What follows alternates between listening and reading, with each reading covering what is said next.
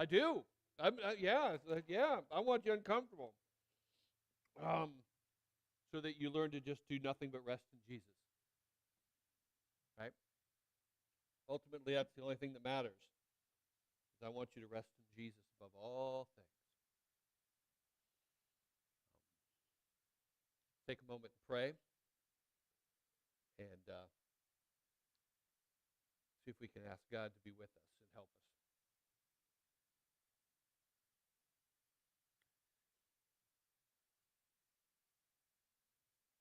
Father, I do ask that you help us to be uncomfortable in our own uh, in our own self-righteous comfort of thinking that we're good enough for you, or relying on our own ability to follow you, ability to see and know and do what is right. That we are not one of those out there who are against you, Jesus. Lord, help us to fully trust in you and just to drop our hands and hear your voice saying,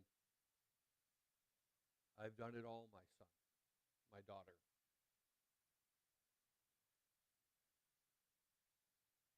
Father, I ask that you would work through me, Holy Spirit, that you'd work through me and speak to your people, that you would proclaim what Jesus has done,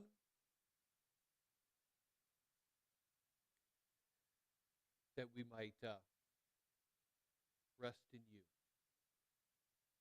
Whatever is not from me, may I not say, excuse me, whatever is from me, may it not be said or not remembered, but the things that are from you, may they change our hearts. In Jesus' name, amen. Irony. Irony. What is irony? And why would I bring that up? Irony is when, to put it kind of simply, is when something is presented that's not what you expect. It's the opposite of what you expected. One of the problems we have in reading the Gospels is we often miss the irony. It's all over the place, but we often don't miss it, and we particularly miss it um, whenever we're dealing with like the Pharisees, the priests, because we're so conditioned to see them as bad people. We're so conditioned to see the Romans as being these bloodthirsty, horrible people. But the irony is that's not the case from a human perspective.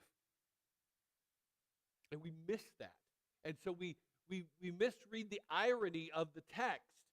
And we see that it's read straight, and we miss the power of what's happening here. John is all about irony. And if we miss that, we'll miss the application, the power of what's really being happened here. Now, we are looking at John 19 as a whole a little bit right here, the death of Jesus. And what I want to do is I want to read through it through the lens of Romans 5:10. While we were enemies, we were reconciled to God by the death of his son. There are three events here. Three events. Two of them which are obvious, I think. The death of the son. He's speaking of something very specific, isn't he, right? The cross. John 19. Jesus dying on the cross. It's not a metaphor, it's not an idea, it's not some just concept, it's a specific event that Paul is describing here. The death of Jesus Christ. What I want to suggest to you first is, while we were sinners, that piece first is there is a specific historical example of that. And that is also found in John 19. Now, he is universalizing it. But remember that there's a specific moment of this. And then I'll come back with the third. Enemies.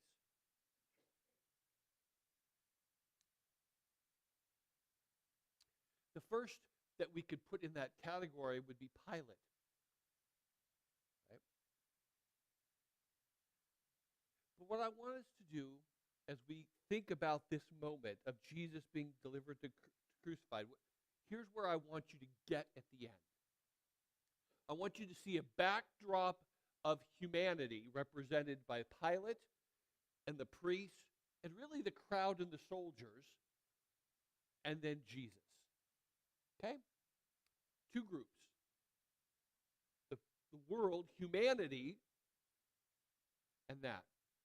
And starting with the backdrop, Pilate, don't miss the irony. The irony is he's not, from a human perspective, a bad guy. We easily read him and think, oh, he's just a horrible guy. He crucified Jesus. But look at it from Pilate's perspective, from a non-faith perspective for a little bit. Just consider this. This is him being a good governor, trying to balance, prioritizing public order operating under a kind of a limited amount of information and exhausting all these de-escalation issues and eventually having to make the hard call to stop the most bloodshed. That's what he does.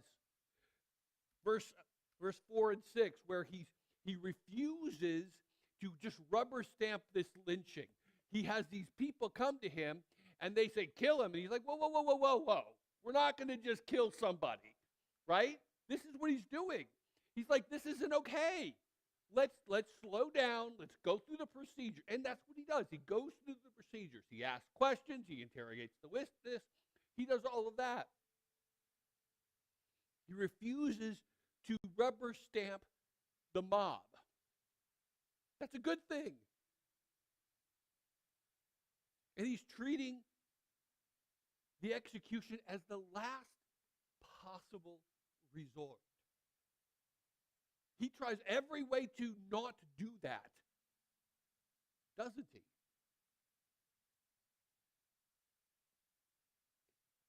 It's not what he wants, because he knows it's not the right thing to do. But he's like, tell you what, let's try to placate them. Let's do this. Will that stop the bloodshed? Let's do this. Let's try that. That's, maybe we exchange here. Well, he's trying to prevent a circumstance where he knows it's Passover. Fever's high, emotions are high. This could turn into a massive riot where lots of people die, both immediately, and then Caesar's going to come in and kill lots of people. He does not want that. So he tries everything he can do to prevent that from happening. He's doing crisis management. Preventing a riot in a packed city. He tries lesser penalties. He's forced into a binary choice that he would prefer not to have. And he chooses what he thinks is going to avert mass violence. So he makes the call. He follows procedure. He tries to de-escalate. He contains the crisis. He keeps the peace. And he respects the will of the people, right? So think about it from this perspective. If you're Caesar, you're considering what Pilate did. It's like, did it right, man? How many of us would want, again, this is apart from faith, how many of us would want a governor in a similar circumstance? He doesn't have all the facts. He knows if he doesn't go through with this, Lots of people are going to die. We all know that politics is all about trying to figure out how do we keep peace? How do we do what's right for the most number of people? We want them to follow the law, right? This is what Pilate's doing.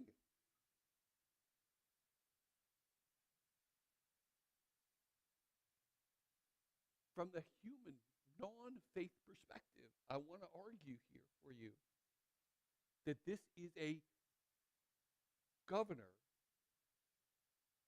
acting relatively right. Now, of course, John points out his fear.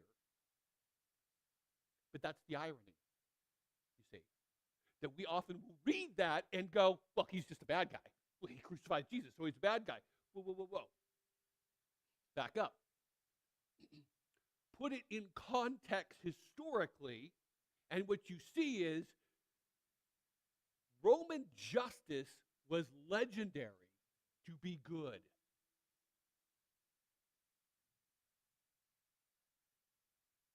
This is, in one sense, historically speaking, this is pretty high quality political righteousness. But of course, justice without recognizing the just one, without recognizing the truth that's in front of him, crucifies the just one. Right? Apart from faith, this is the result. Without faith, what if Jesus was just another guy? Right? What if Jesus was not the Savior, God in the flesh? Pilate acted rightly. Because if he had released him, he knows that there would have been a lot more bloodshed. You can't have that. What are you going to do? Do you want to kill one guy or do you want to kill 20 or 100 or 1,000? Man, that's a hard call to make. And he did his best. We all know sometimes there is no good answers. This is what Pilate's doing. How about the priests? Surely they're more guilty. Think about it this way. Now, on one hand, yes, Pilate clearly communicates that they are not, John clearly communicates they're not good. But think of it from their perspective. Yes, they're greedy. But in another sense, they're guarding the faith. Jesus is claiming to be God. Blasphemy. John 19:7, he claims to be the Son of God. Again, if he's not that, it's blasphemy, right? What does the law say you should do when somebody is blaspheming? They need to die. They're following the law. They're guarding the law. They're guarding God's honor. Right? Apart from faith, they're right. They're protecting the people. Is not spiritual leaders meant to protect their flock from deceivers? Are they not? Yes. If Jesus isn't the Son of God, are they not doing that? Yes, they are. If he's a deceiver, if he's just the lunatic and liar that they are convinced he is, they're right. They're righteous. And then, as we see in verse 15, where he goes down and he says, we need to make sure that he is going to be labeled correctly. Actually, not for 15, verses 21, where they say, oh, no, don't write King of Jews, rather say that he claimed to be. He's protecting the public charge to make sure that people aren't misunderstood. They're trying to communicate accurately to the people. That's a good thing. And then, as he said earlier in John, it's like, okay, which is better? Which is better, for an entire nation to be destroyed or one person to die? Think about it from this, again, from apart from faith. Which would be better? Pearl Harbor or one person die? Again, political realities, neither is a good choice. But if you're going to choose,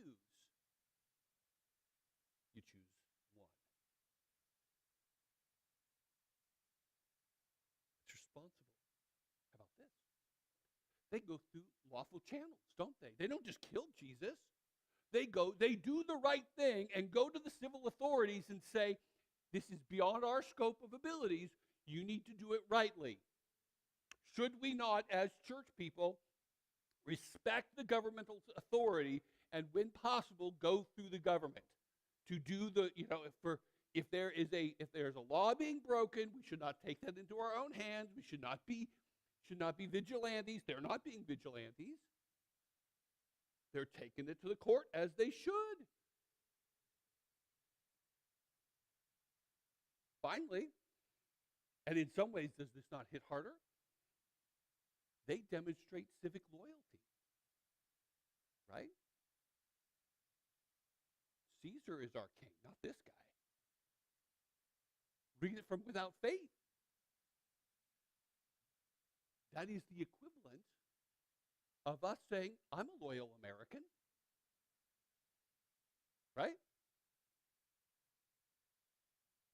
God, country. Yep, that's what they're doing. So in one sense, from a lack of faith, they are being peak religious righteousness.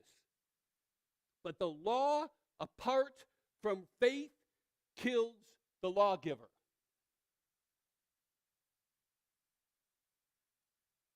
Zeal, apart from recognizing who they should truly be worshiping, resists him. Religion, apart from recognizing the true God, resists God.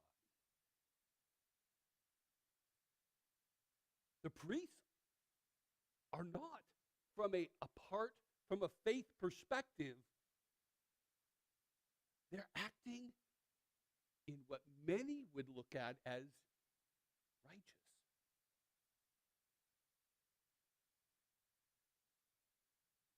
The priests protected the people.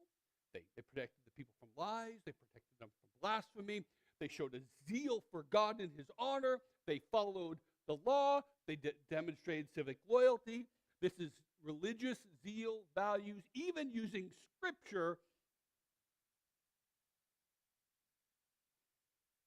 It shows a religious movement aligning with the state power, baptizing coercion as virtue, and calling it faithfulness, while actually being in rejection of the true king. Finally, very, very briefly, the crowd and the soldiers following orders. Do you not want soldiers to be following orders? Is that not what they're supposed to do? Right? They're obeying law.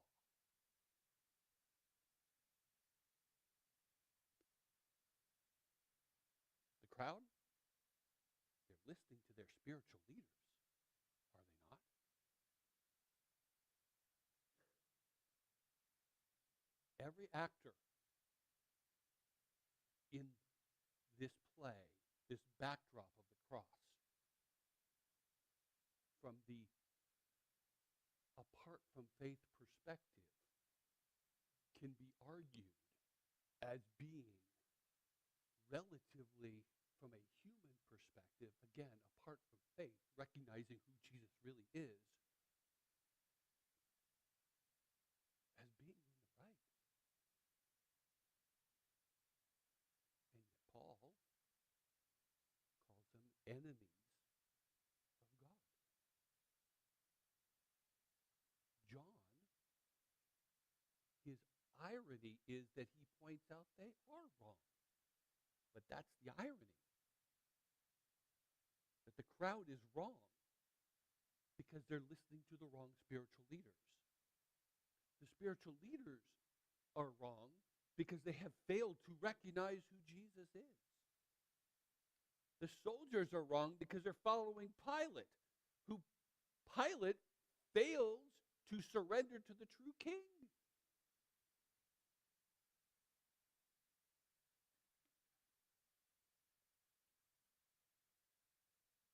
While we are still sinners, Christ, while we are still enemies. Not that humans can't be more righteous than this, but to dismiss this whole group, this backdrop of the cross, as just bad people and move on, misses the point. The point is that humanity displaying human righteousness politically, governmentally, socially, religiously, apart from faith, kills God. Our best works apart from God still condemn us. They make us his enemy, dear people. What do all of these people in this entire backdrop do to contribute to the cross? One thing: being deserving of condemnation. That's it. Which is the next part.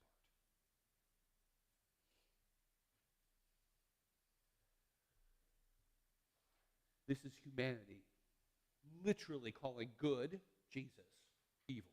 This is humanity doing evil, but actually they think it's good. Pilate thinks he's being good. The Jews think they're being good. The crowd thinks they're doing good.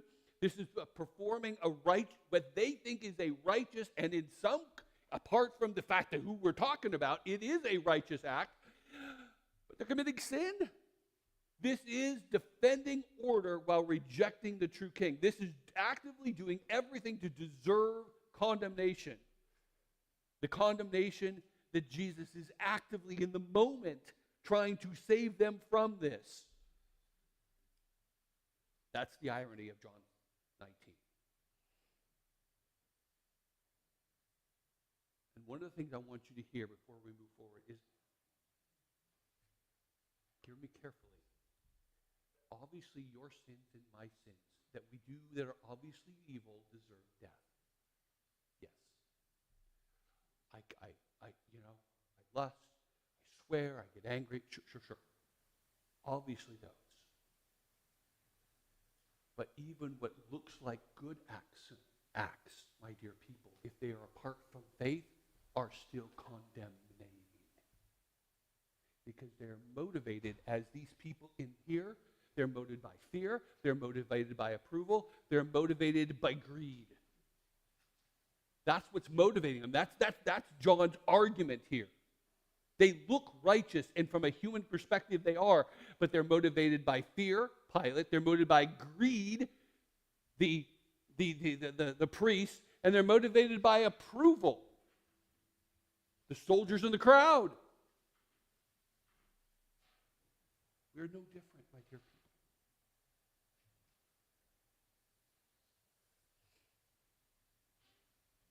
And on that backdrop, we see the death of Jesus. Who assisted Jesus in his reconciling us? Who was with him when he was with the high priest? He was alone. Peter was betraying him, right? Who was with him when he was being beaten and whipped and scourged? He was alone. He was alone when the priests crowded, "Crucify him." He was alone when Pilate condemned him. He was alone carrying his cross. He was alone when he was lifted up, having his hands and feet nailed. He was alone when he cried out, "It is finished." He alone did this. No one assisted him at all. No one cooperated with it. No one worked with him on it. No. Jesus did the cross by himself. All by himself. None added to it. None added to the forgiveness he purchased for you and me. All we did was we did everything to oppose him, to condemn him, and to reject him. That's what we did. The cross does not assist human works. It judges them. You see that's what's going on in John 19? Human works, even righteous works, are actually judged by the cross. It doesn't assist. The best things that these people are doing here don't assist Jesus. They condemn him.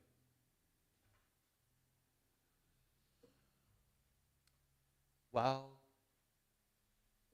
the background is humanity is the enemy of God, Jesus is by himself on the cross. Those are the top and the bottom lines. Here's the third line that's also an event. We were reconciled. To get briefly nerdy, that is a past tense indicative, which means, indicative means a reality, a real event that occurred in the past. You were reconciled. It is an event that has happened to you. It is not something that you might have happened. Jesus did not purchase the possibility of people being saved. He purchased their salvation. It's done.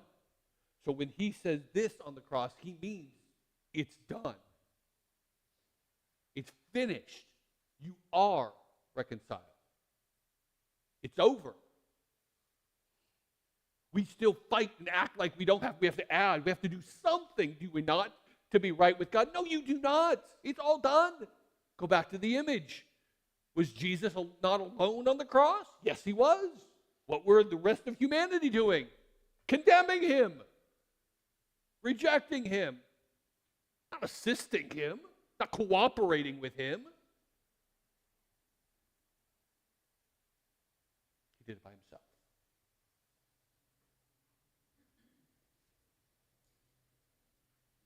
So what do we do? What is our response? It is merely to do one thing.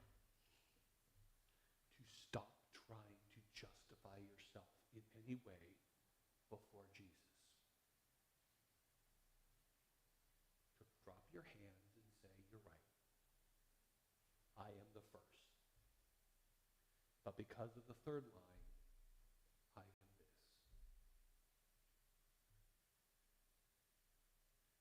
To receive what he has already done for you. To look on the cross with hope for mercy. Stop trying to climb this ladder of improvement and acceptability before God, because you can't. The cross just destroys that ladder. You cannot gain his favor. You cannot gain his love for you. You cannot gain any way possible to be acceptable with God. All you can do is receive it by faith. That's it. That's it. The image of the cross of John 19 is humanity doing, from a human perspective, righteous works that are actually sinful, that condemn them. While Jesus alone dies on the cross to reconcile you to God, which we have that reconciliation by faith. Let's pray.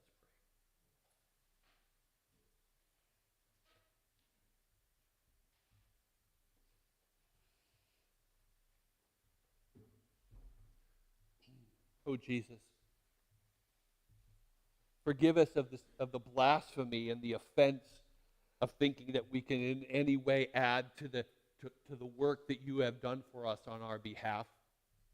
That in any way we can add or cooperate or somehow pull ourselves up by our bootstrap and make ourselves better and more appealing to you, rather than taking the glory of what you've done for us and just opening our hands to say thank you. As we come to the table, Jesus, I pray that you would help us to hear that at the cross, Jesus, you have both, on one hand, communicated that you love us unconditionally, so precious that you would die for us, and at the same time, our absolute need for us.